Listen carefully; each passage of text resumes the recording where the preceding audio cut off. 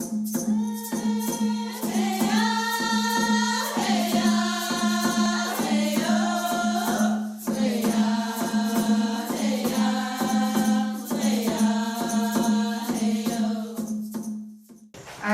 want to tell a little bit about my background. My name is Rochelle Ettawageshik, and I retired from the state of Michigan, and I worked for the state of Michigan 33 years. And of course, I'm only 39 years old now. And you know, my kids are almost passing me in age, though. You know, but my husband's way past me in age. So, but I just want to tell you a little bit about my background. I began my career in social services for the state of Michigan, and I worked for management budget with the Michigan Commission on Indian Affairs, and from there I worked for Department of Civil Rights for 10 years, and from beyond that I worked for back with the Department of Civil Rights, but from civil rights to social services, but social services was called Family Independence Agency. So I worked from there, and eventually I retired from there. But I retired from there, oh gosh, in 2003. So I've been retired for quite a while. So I've been enjoying my retirement, and it's given me a lot of times to do some of the things I really do enjoy, which is being more involved with the culture and being more of an artist. My entire life I really wanted to be an artist, but I was forced to kind of be work in an office setting. So I was able to do those things that I really enjoy and being more active in the culture. And so in retirement, one of the things that I've really advocating for is for children and for the environment as well. And right now, I sit on the National Indian Child Welfare Association, and I'm currently the vice president of this national organization. I was just voted in that position this past April. So we do a lot of good work and a lot of lobbying on behalf of children in foster care and adoption. So I'm really interested in those areas, and I'm also sit in as the chairperson of our. I'm also a member of the Little Traverse Bay Bands of Odawa Indians Child Welfare Commission. So I'm also the chairperson of this commission. So we also take a look at the children in our tribe and make sure that we try to make sure that the families stay together. And where possible, sometimes that's not possible, but we are there for the children. We want to make sure that the children are safe. That's our prime goal. So that's one of the areas that I really am involved in.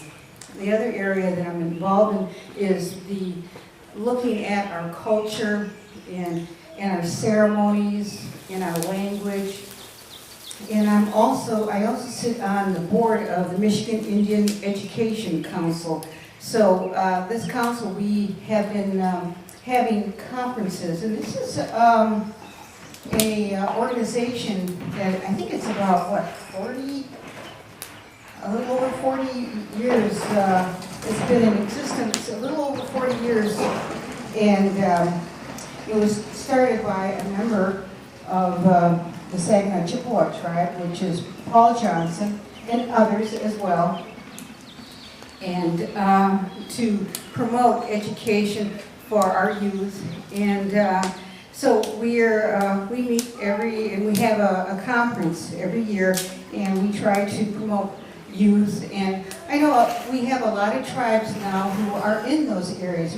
The youth are always, I'm glad to see more tribes are becoming more involved in helping the youth become more active and sending our youth on to more activities and helping the youth, helping them become more, providing those areas that help them with culture, in our tribe, we have like 2 nights, culture nights, where we bring the youth in and they do drumming, singing, do cultural activities, do crafts, those type of things, and also the language. Yeah, but that would make you happy, Isabel. They do the language too. So yeah. So Carla, she is very active in making sure that our youth are doing that. We have right now, I think the program is rebuilding itself. So we have about 35, 40 youth. So it's good. So that's one of the things I'm really involved in. So, and then with that, I'm involved, and we have a lodge, and it's not our lodge, it's on our property. So we have been I have been becoming more and more involved in the culture and trying to find more and more teachings. And I've been seeking this for, well, just about all my life. And like Julie, she told you the story about her mother and her family, and who was very close to her. And, the background, and she's the first generation that didn't have to go to the boarding schools. Well, I have a similar story in that my mother, when she was about 3 years old, she was taken away from her parents. So, which is a similar story for a lot of our people. We were taken away, a lot of them were taken away and sent to boarding schools. So a lot of our culture, a lot of our teachings was taken away from us. So we have been kind of searching for that. And with my mother, when she was a little girl, about 3 or 4, her parents passed away, and she was taken to her grandmother. Well, her grandmother was taking care of her, and my mother didn't understand what happened to her parents. And my mother, this was in Southern Michigan, near Manistee. So she was looking for her. My mother went out looking for her parents. She didn't understand what happened to her because she was so young. So she went out into the forest, and she got lost. So she was out there looking for her parents, and she was lost, and her grandmother went out looking for her, and they couldn't find her, and finally they did find her, but they found her in a bramble bush. And my mother was in that bramble bush, but her eyes had been scratched by those pickers of the brambles. So her grandmother was a very powerful medicine woman. But this powerful medicine woman, all the power that she had, she could not cure my mother's eyes. But she was very afraid to take her to a doctor. Because back in this time, my mother was born in 1916. So this is a long time ago, before the Indian Child Welfare Act. So her grandmother was afraid to take her to the white doctor, because the white doctor, she knew, would take her away. But she had no choice. So she finally took her to the white doctor, and the white doctor took her away, and they sent her down to University of Michigan, and they operated on her eyes, and eventually they took my mother to the School for the Blind, which is in Lansing, Michigan. I don't know if you know that, but that's where she was raised. From the time she never saw her grandmother until she was 18 years old, and they released her from the School for the Blind, and she went back home, and it was kind of like a culture shock, because this was the time of the early 1920s, and I don't know if you know, but that was during the time of the flappers, and she was a teenager, so she was going back home to Manistee to the traditions, and her grandmother wanted to teach her the medicines, how to make black ash baskets, and so she was going home, and they spoke the language. And my mother, she was a teenage girl, and they said, well, we got the this young man for you. We think that he would be a good match for you to marry. And she said, boy, that's not for me. I want to go out and I want to do some dancing and doing all this like young people do. And so anyhow, she left there and went up to Harbor Springs and to Sacred Heart to Father Albert. And then he eventually sent her down to Detroit, where she eventually met my father. And here I am. So it all turned out good. But but you know, a lot of things have been taken from us. So I've been on a lifelong journey to learn the traditions. And it's not easy. Yeah, you know, I've been told that, you know, in seeking the teachings that women should go to other women to find out some of these things. And so I've also been told that you don't learn everything. You know, you seek out these things and you learn things as time goes on. And so I'm going to share with you some of the things I've learned. And I want to share with you, I wear this little pin, and this sturgeon is my daughter's spirit helper. And it's a sturgeon. And when my daughter first had her first moon, and Julie is her half-sister, I was married to Julie's father. And when Shauna, my daughter, had her first moon, Julie came down and we had a first moon ceremony.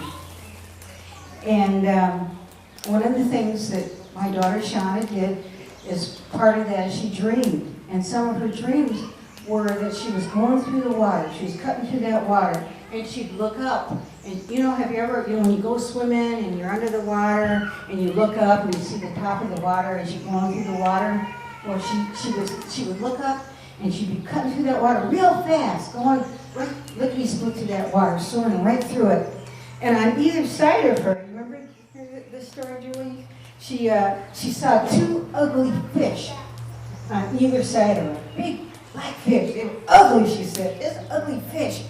And when she told me this dream, I said, well, you know, wow, what kind of ugly fish? What kind of ugly fish is that? You know, she said, yeah, every time I looked, they were ugly fish, and they were swimming, and we're going down fast. And I thought, okay, well, what kind of fish are they? She said, I don't know. Well, we didn't know what kind of fish. Well, you know, well, was it a whitefish? No, it wasn't whitefish. Well, was it a trout? No, it wasn't trout, you know. All right, so I asked a medicine person, I said, what kind of fish you think it is? Well, it'll be revealed to her someday. Wow. Okay, it'll be revealed, you know. Just wait, it'll be revealed. Okay, we have to wait, you know. So, yeah, we gotta wait. So we're waiting and waiting. This is years later. I think it was a picture you had, right? So anyhow, Frank had a picture. And she was looking at this picture, and the picture was of a sturgeon. And she said, hey, that's the fish that was in my dream. So now we know, and this was years later. I don't know, she was what? About 6 years later. About 6 years later. And it was revealed years later. So now that's her spirit helper, was the sturgeon. So, but you know, all this time, she would not eat any fish at all. So you're not supposed to eat, you know, your spirit helper, your clan, you know, whatever. And so these are, and you know, you pick up these teachings, and I believe that, and this is my own personal belief, that you go to ceremonies, and that's really where you go and get your teachings. And that's my belief. So it's hard to go to something like this and be given teachings, because you really need to go to a ceremony and hear the teachings over and over again. And because that's how I learned. I said, oh yeah, and then I, you know, a couple of days later, now what did he say? What did she say? I can't remember. You know, but then they say it over and over again. Oh yeah, and then it starts sinking in with me. But that was good. And yeah, Julie was there, and that was good. Helped, and it was Shauna in her first moon. So, and Shauna, she was into band and you know, all the things that young women are into. So she had a choice. do a first moon ceremony or go to a band camp. So she chose to do the first moon ceremony. And I was very proud, because, you know, you can't force people to do things. You can't force your children. And that's my belief, you know. Other people may believe differently, but that's my belief. And I think that, I worry about our environment. Some of the water teachings are that we as women are, it's our responsibility to take care of the water. And this to me is very, very important. About, maybe 40 years ago or so, I had my first water teaching. And one of the things that I learned is that you set some water in the eastern window in the morning, and you set that water there, and then you pray over that water when the first sun comes up, and then you drink that water. And you take that first sip of that water, and you pray over that water. And that's a healing water, and that's one of the first teachings I ever got.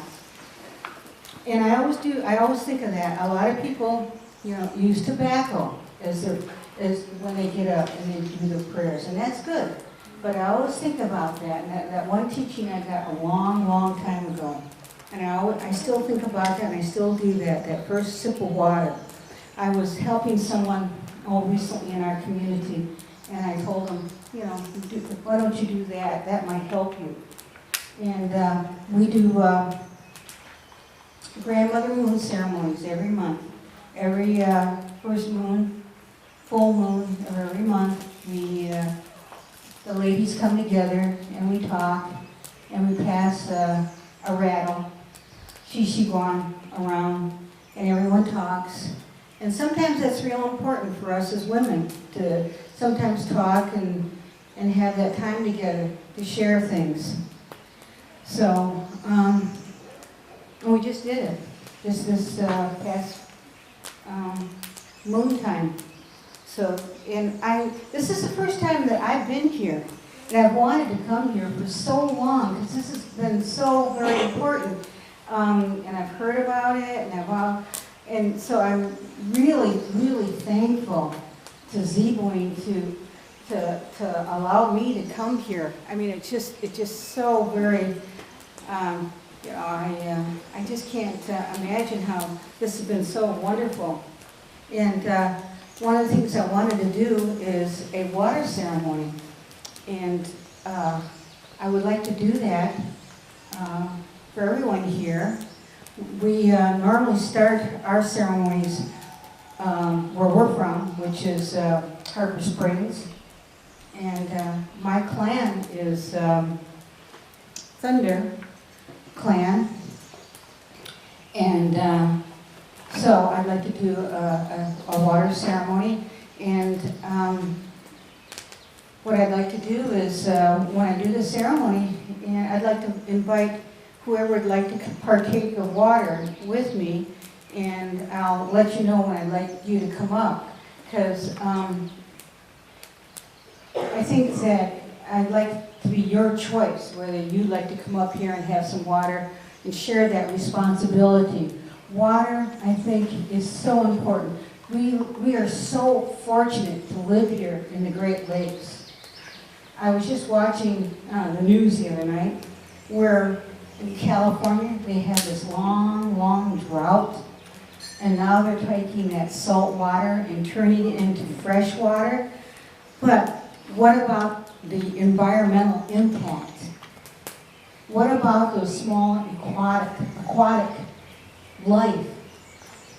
What about the fishes, you know, that goes through those tubes? What are they doing? Everything we do impacts on our Mother Earth. We always have to think of our Mother Earth. And I know that Josephine Lindaman right now is preparing to do her migration walk. I know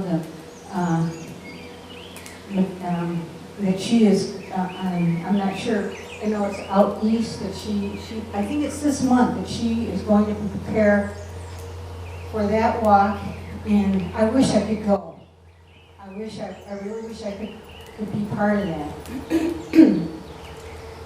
And hear some of those water teachings. That would be so exciting for me.